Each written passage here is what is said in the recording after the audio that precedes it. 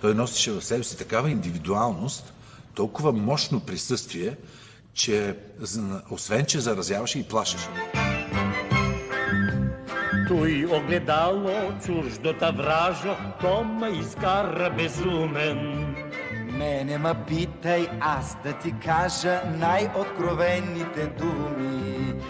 Ти си най-хубав, ти си най-снажен, ти си белчи и румен.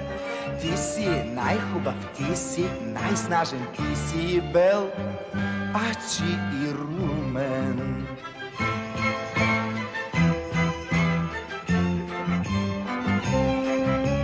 Аз съм най-хубав, аз съм най-снажен, аз съм и бел, ачи и румен. Това време да си хомосексуалист е криминално престъпление, което се наказва с затвор.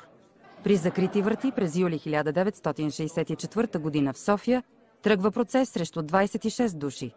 Те са обвинени, че поддържат хомосексуални връзки с чужденци. Георги Парцалев не е сред обвиняемите. Той е твърде известен и обичан от публиката, за да обвинят и него. Имаше едно събрание, на което Тодор Живков дойде в Младежкия театър и той каза: в този театър младежке има много хомосексуалисти. Трябва да ги махнем. Помолите, дето ги бях взел от Калоферския женски месо.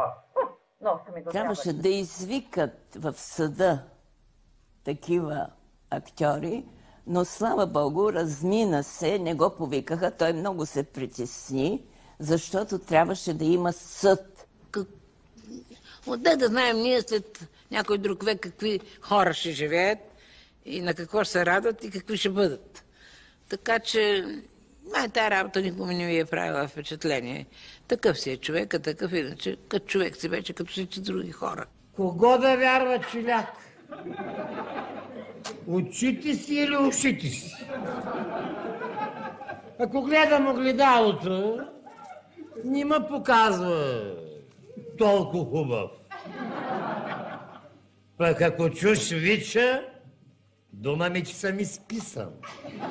Аз трябва да се подготвя, ако сълза случайно ще се появи в окото ми, трябва да я подготвям от първо действие, за да може до трето действие да стигна до сълзата, а не като наближи да изведнъж да направя някакъв номер или трик, както има актьори, може би и това са овладели.